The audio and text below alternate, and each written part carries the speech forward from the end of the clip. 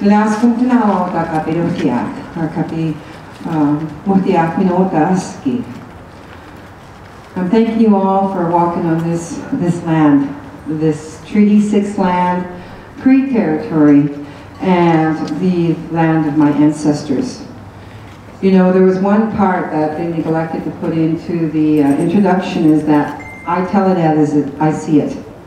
I am so sick and tired of listening to the BS that's being put out by industry, that they're going to take care of land and water, that they're going to take care of human life, and they're going to take care of the future. Because it is nothing but BS.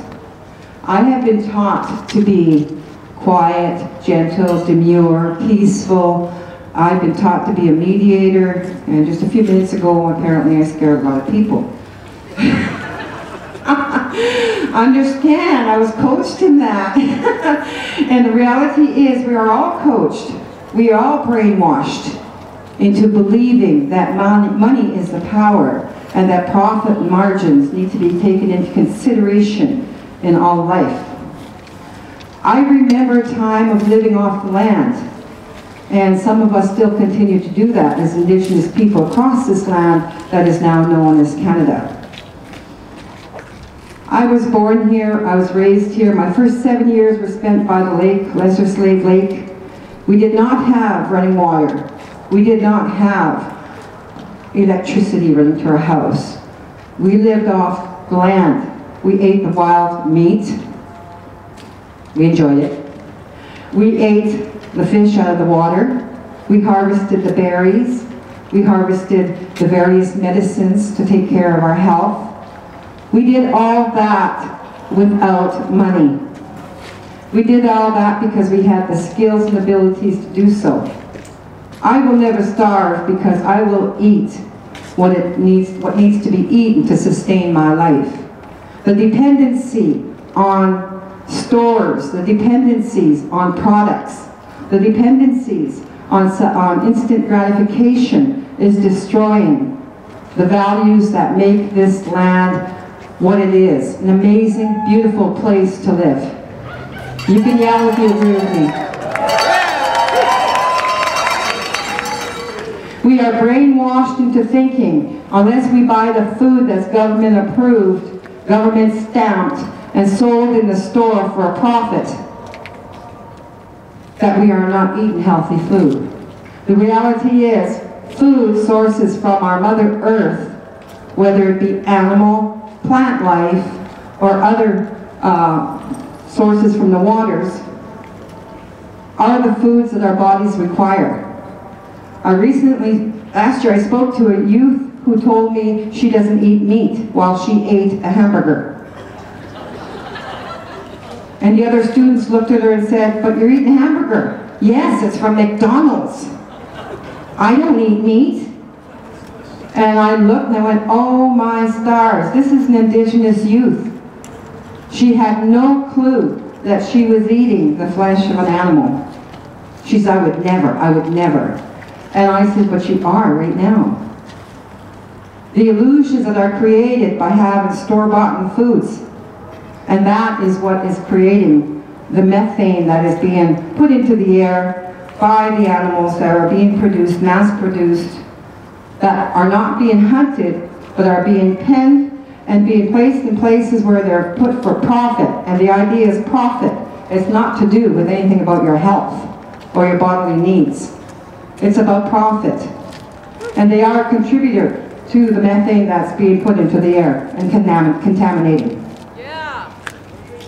So yeah, if you agree with me. Yeah.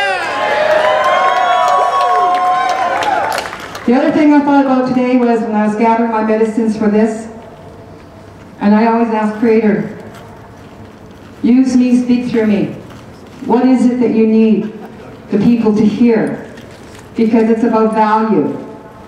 When we go hunting, when we harvest the berries, when we harvest anything off Mother Earth or in the water, we acknowledge the spirit of life. We don't differentiate to say only animals have spirit. We say plant life has spirit. Plant is life. Mother Earth is life. She is a living entity to us, those of us who are traditionalists. Yeah. Woo. She is a breathing, living entity, and she shares everything off her back from within her womb so that we could live. And she doesn't do that and charge us. She doesn't place a price tag on it. It's human beings and their greed. It's human beings and corporations and industry, pipelines, you name it, stores, big corporations, a 1% population that says, you must pay for this, which they are taking from the land free of charge. Who in the world decided these middle people need to be in place so that we could eat and drink what was given to us naturally by our Creator? Who decided that? They have no business in this land without consulting the First Nation, the indigenous people of this land, and talking to each and every one of us and asking permission. Can I charge for this? Because we would have said, no, you cannot. You cannot charge for what Creator has given you, given each and every one of us freely.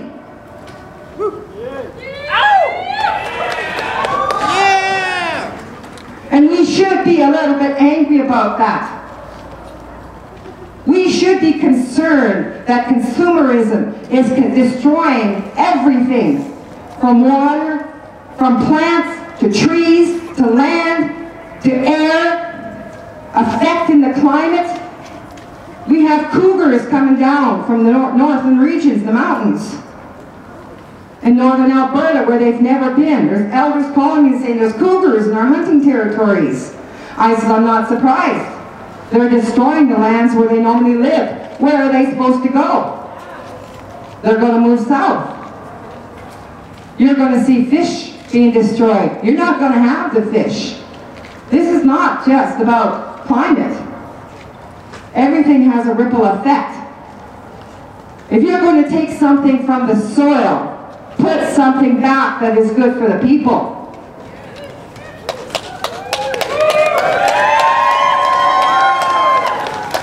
Instead of teaching people about the profit margin and teaching youth how to take care of their dollars and how to have fast track through fast foods like McDonald's or A&W, that's healthy food, because it's not even food. It's been dead for a long time, and it's no good for your body. Why not teach the children how to take care of land, how to garden, how to harvest berries? Why is there not trees filled with berries in this city? Why is there not food available for the homeless who don't have the money to buy something? When I was a young child, I was able to eat off the land as a snack. I didn't run to the store and get candy. I never heard of candy until I moved to this city. That's not part of my culture. I would harvest things off the land, and I was taught to do that as a very young child, and to have respect, to always give thanks, to always acknowledge the spirit of life I was taken. But some of those values are lost. If you can walk by another human being and not acknowledge that another human being, you are part of the problem. In silence, we condone the rape of this land. In silence, we condone the consumerism that's destroying the water, the land, and the climate. We must get loud, and we must get crazy loud. Please.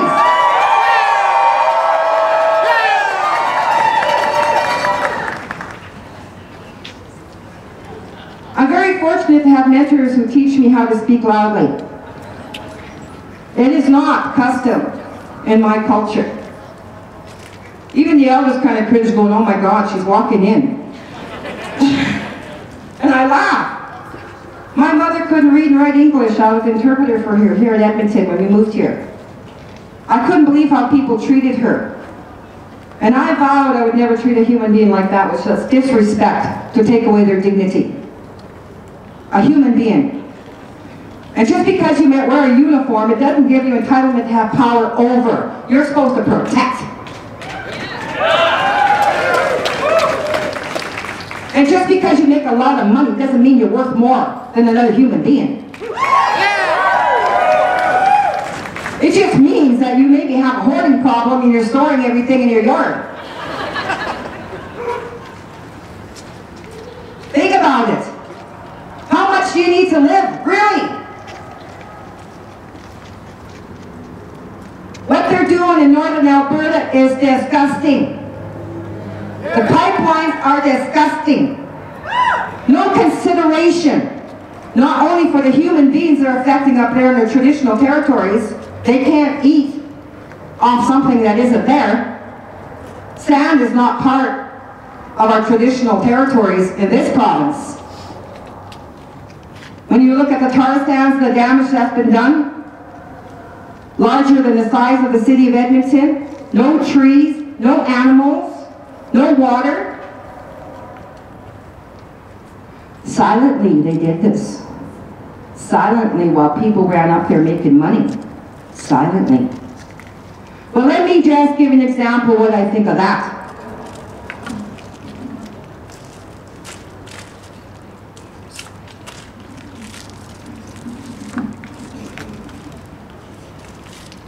To all those who think money has all the power in the world to keep you alive, take your gold. Take your gold. And isn't it funny that our loonie is fashioned after a chocolate that was created a long time ago with a package? Take your loonie, eat that. I guarantee you won't nourish your body. It won't feed you, and it won't feed your descendants. It won't feed your children, your grandchildren, your great-grandchildren. It will provide nothing. If there's no water and no land, and everything is melting in the Arctic, the polar bears have no place to be. Like, really, seriously, give your head a shake. What is wrong with you people? What is wrong with people who are so greedy? You've forgotten you're a spiritual being. What's your purpose? It isn't coming here to rape and pillage and take and take and take and take. Enough. If you agree with me, yell out, enough. Enough! Again, enough! Enough! Enough! Teach your children the fine balance of give and take. We must all work together towards that. We must all work together in keeping our Mother Earth alive. It is amazing me how the correlation of how Mother Earth is being destroyed and how many murdered and missing women, Indigenous, are happening everywhere across this land. We are 6 times higher than the national average to be murdered.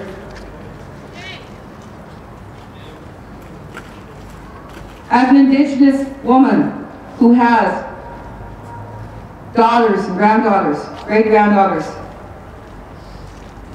that scares me. In a land where I used to be able to walk without worry, I worry. I worry. I worry about one of my female relatives being killed, taken. Not only will people take the land, the water, but now they'll take our life givers. Without thought, without consideration. And it's intentional. Don't kid yourself. If they can kill all the Indigenous women across this land, there'll be no future generations. If they can't get us by destroying the land to contaminate our bodies with cancer, with diabetes, with other things, then they'll get us by killing us. There is genocide continuing in this land, and people are asleep to it.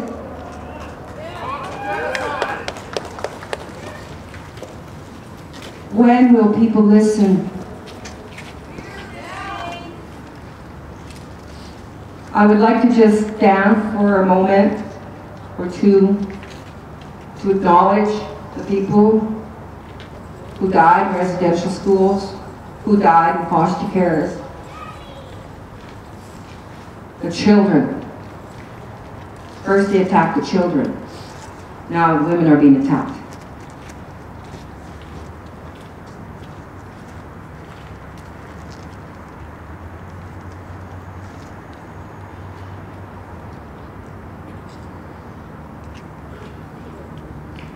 And I thank those people who are teaching me to be angry. Because I've been taught to pray.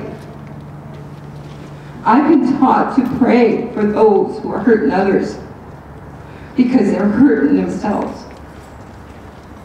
I wasn't taught to be angry at them.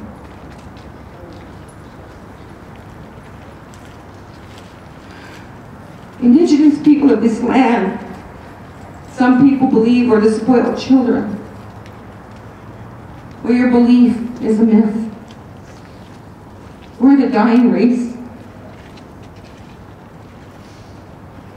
You have no idea. When you kill the land, when you kill the water and contaminate it, we're connected to the land and the water spiritually. We feel it. We get sick. All our ceremonies connect to the land and water. There isn't one that doesn't. Our medicines are being destroyed that we use traditionally. We don't share them because the one medicine we shared, aspirin, was mass marketed across the land. Profit instead of understanding. It wasn't meant for profit or share. It was meant to help people. It was meant to cure people. So there's a lot of medicines we don't share. We don't want money for the medicines. We didn't pay for them. And the medicines you get in the drugstores, they're contaminated. They're not natural. You're paying big money for something that could be hurting your body. With the Indigenous people, we have lactose intolerance, a lot of us. And the generic forms that they pay for medicines under the Indian Act, the generic forms have a lot of lactose as a filler. The government won't approve anything but generic drugs for Indigenous people across the land. So there's all kinds of things going on. And every word I said to you is my prayer. And I thank you for listening to me. I thank you for listening to ancestors who speak through me. And I thank you for being here. I know those people in Paris and those people in Ottawa are doing the same thing. I'm glad you're here. And if you're glad to be here, give a cheer.